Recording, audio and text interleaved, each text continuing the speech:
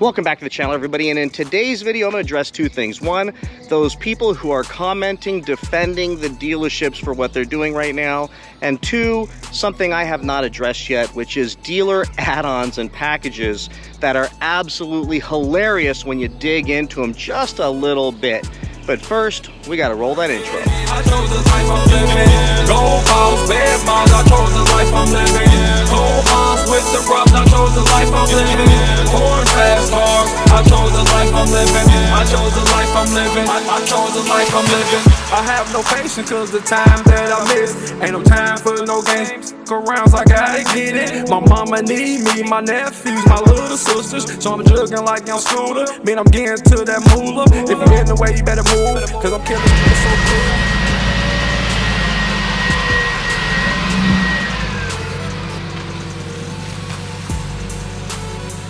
All right, so let's get started. Yes, today is Lamborghini Day. I'm going to take you with me while I run some errands around town before my trip this week to go pick up my 2020 Charger Scat Pack wide body that we've been talking about this last few weeks. And if you watch my last video and if you read the comments, you'll see that there's always that guy that shows up to the party after you buy something you're very happy and excited about and has to throw shade, has to throw a little bit of hate, and it's just wrought with jealousy. And you can see that the person's color of their skin is green because they're green with envy that any of us are out there doing anything fun and good with our lives, with our money.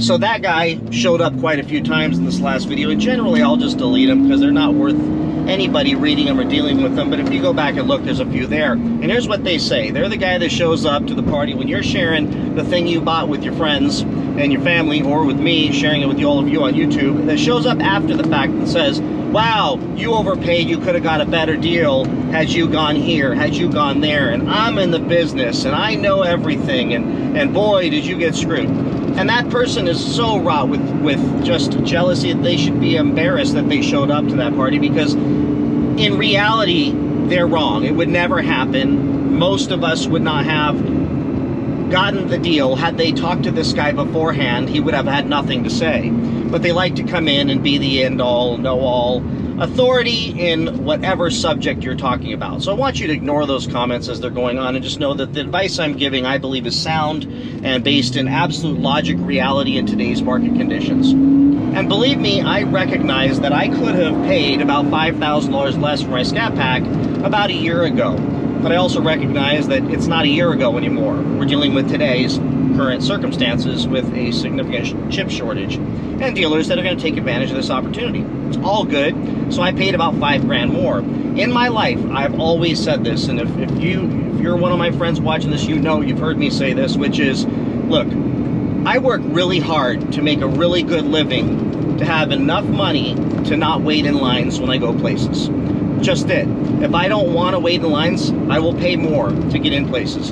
If Friday night my wife says I want to go to dinner, and we would love to have Applebee's, it'd be really nice, and it's only 30 bucks to go there, but there's a 45-minute wait, we will go to the most expensive restaurant in town because they will seat us instantaneously. So that's a luxury of having the money to be able to make these decisions at these times.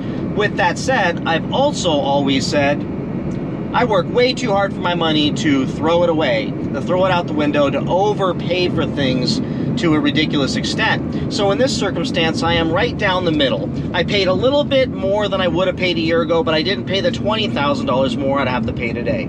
So I'm totally good with my decision, and I think most of you should feel the exact same way. And when I talk like this, I'm not trying to make a point that I'm flexing that I have enough money to do all these great things. The reality of it is most of us aren't going to be significantly impacted by a $3,000, $4,000, or $5,000 shift in pricing year over year based on the lower interest rates, as well as the significant improvement in trade-in value we will get on our cars that we're trading in. So between those two things, I would propose that you are still better off buying now at sticker with the manufacturer rebates than you were a year ago, $5,000 less, because rates are really low right now and you are getting an incredible price for your trade-in. And if you don't trade it in, you just sell it, you're still getting way more than you would have got a year ago, to the extent that you're not rolling negative into your next car. So hopefully that makes sense. And next, some of those comments where you're defending the dealers saying I feel bad about them because they've had to weather this pandemic storm and somehow get by, and what they're doing right now is acceptable because times are tough for them because of this shortage. And I think that's just could absolutely be one of the most uneducated comments that I've ever gotten on my channel. And I would like to say I mean that respectfully, but I don't. I mean that almost begrudgingly and disrespectfully, because if you'll just use this thing called Google and just do a search on 2020 and 2021 car dealership profits. And what you're going to find is that, and I'll post them here, is that 2020 and 2021 were historically high profit years. And 2021 is showing that it's going to be another high profit year for car dealers right now. They're going to rack up so much profit this year that it's going to make almost every year in the history of most of these dealerships look small. So, I don't know, I think just a simple Google search, I was able to find this out. So, it's just really easy to do a little bit of research and find out that right before you make that comment, you should stop and save yourself the humiliation. The dealers are making tons and tons of money. With that said, you shouldn't hate them. So there's also comments about people hating the dealerships.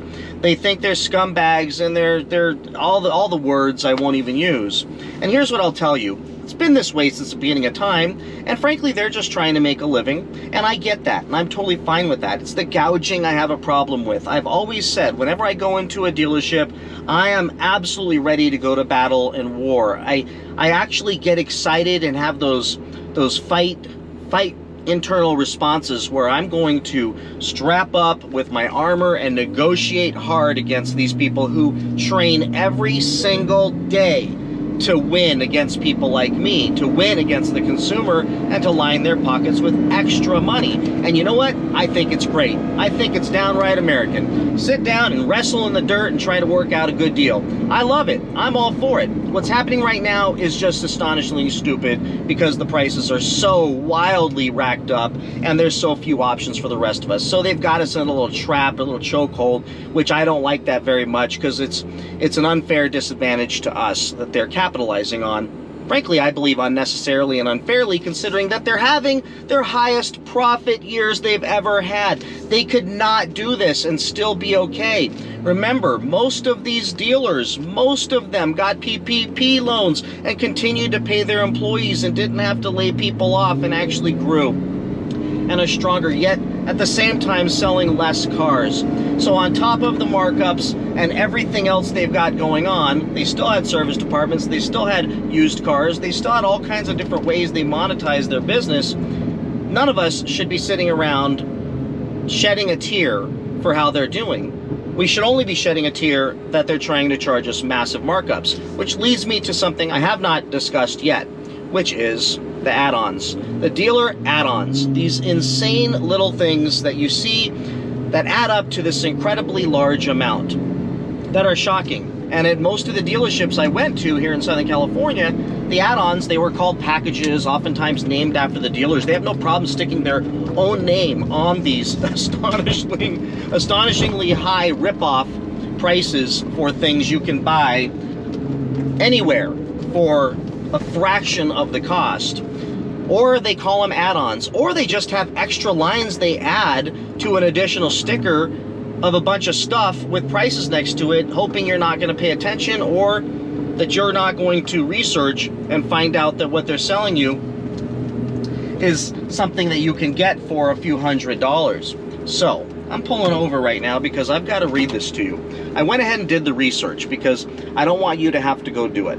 So let's go ahead and jump in to the sticker that I'll put up on the screen, where this is one dealership, I'll put another one up there as well, where they're listing some of the things that they're going to include with this car. Now you've got the dealer markup, but then you've got the add-ons or the package. So let me share with you some of the things that are on there and what I found out that they cost.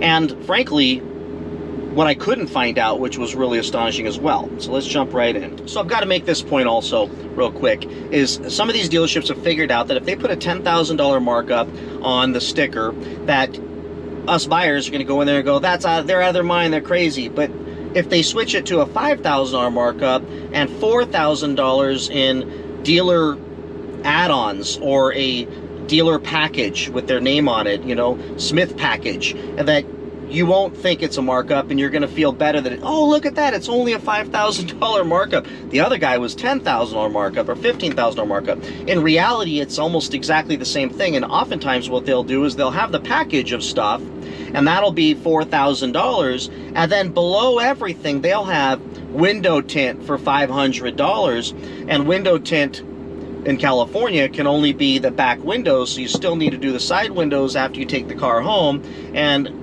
maybe that's going to cost you another $100–150. So for their $500 price, which one dealer had on the sticker, I'll put on the screen, $500 for just the back windows, and it doesn't say whether it's ceramic tint or what kind of tint it is, it's just tinted. So I have to assume that it's the cheapest possible tint, because so far they've not proven to me that they're going to be very honorable, and if it was ceramic, I think they would put that on there so you'd know what you're getting. So that's a $500 tint job that you can get done for $250, maybe $300 with ceramic tint. I got my wife's Land Rover Defender, which has tons of windows on it, more windows than any Dodge Charger, and I got it done for $400 from a phenomenal tint place near where I live with ceramic tint. Now let's talk about the add-ons that's on these stickers. So wheel locks. I love when I see wheel locks for $99, considering that on the Dodge website, when you build out your car, it's $99. But if you go to Amazon, you can get Mopar wheel locks for, what I find them for, $52, even cheaper if you keep looking around. $52 for wheel locks, yet I've seen them marked up all the way up to $175 for wheel locks. That is just pure profit. Like if that was hanging on a wall in a store, you would laugh that they got charged that much, but somehow they get stuck on a sticker and people leave paying that. It's just pure unadulterated profit on top of profit. At $52 it's still profitable, at $100 it's still profitable. I'm okay paying $100 and letting them make an extra $50 for wheel locks. I don't care. They put them on, I don't have to go deal with it, that's totally cool. But frankly, $175, $150, anything above that, I think it's stupid. But most of you that are very handy, for $52, you can get your wheel locks. Next, Silajet paint and fabric protectors. I've looked, and I mean, basically what I found out this is, it looks like maybe a ceramic coating of some kind that they put on the paint, and that they've got some fabric protector by the same company.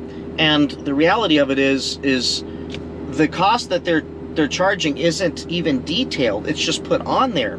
But I had my entire Hellcat Red Eye done with ceramic coating and color corrected for about $550, $600. These brand new cars don't need any color correction. Generally they don't. I mean, they're perfect at the time it shows up, and yet they charge this.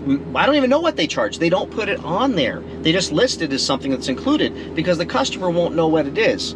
Listen, I could call 20 people right now that aren't in the car business and aren't car people like us and say, what's Silajet? And they're going to look at me like, I don't know what it is. And yet it's on that sticker to completely baffle people who maybe don't want to ask, what the hell is that? And then even if you ask some of the salespeople, they stumble with the answer, which is almost hilarious. So let's just say the Silajet and fabric protectors, let's give them $500 for that. There's no way it costs that much, because there's no paint correction needed, and the interior doesn't need anything to be done with it. So, but let's give them $500. I think that's double what it costs. Next, there's this stolen vehicle recovery with 2-year, $1,000 benefit. I don't know. I don't think it's offered by any particular insurance company. The reality of it is, I think the dealer knows that they just put wheel locks on the car. There is new security features in the Dodge software, and the car's very likely not going to get stolen. And if it does, you're going to forget that you paid for this thing because your insurance company is going to pay to fix your car or to replace your car if you get it back. So you're never even going to come to them for $1,000 bucks. But worst case, you show back up and it costs them $1,000. So let's say it cost them $1,000. So now we're into this thing for maybe $1,500 bucks. Worst case, that means you got your car stolen and they paint corrected a perfectly good paint job on the car. Next, 3M Clear Edge Door Chip Guard. Now that sounds cool, and it makes me think I need it. Like, whatever it is, door chip guard, I mean, 3M, good company. I need that. You know how much that costs? On Amazon, I found it. It's $27. $27. So keep that in here for a second. Next, 3M door cup protectors. Well, I looked those up. Didn't know what the hell they were. But apparently when you reach into your door handle, or into your door handle, you scratch it up. And I've seen that before. So you got to get these things, because who wants to screw up their door handles? $22 on Amazon, and my 14-year-old daughter can install them. They're stickers for $22. Yet, remember, they're included in a $4,000 package. Next, 1 year interior and exterior coverage with no explanation what exactly that is. So what is the exterior coverage? I'd need more information. But let's say it's a door ding or a scratch. I'm gonna bet that's what it is. I've had almost every door ding I've ever gotten fixed between $150 and me tipping the guy $300 with like bad damage where he had to pull door panels off and really spent hours on it. I gave him $300. Worst case, let's say it's really bad and it's another $500 to fix that thing with the Bumper Buddies guys. I don't even know that that's even covered in this thing because it doesn't say, but that's still ridiculous. We could say it's another $500. So now we're about $2,000 in, and I believe we've inflated this, wildly inflated this. So maybe, yeah, $2,000 in. Yet they're charging $4,000, not to mention the other things they list on the sticker. So $4,000. So let's say it's a $2,000 profit, assuming you get your car stolen and assuming all kinds of ridiculous things. That's craziness. So don't pay that, because here's the reality of it. It's probably a couple $100 worth of stuff. Oh, there's something else on here I got to tell you about. EIO GPS satellite-based system. That's on there. Would somebody tell me what that is? So I Googled it, and I dug all over the place so that I can sound somewhat intelligent on this video.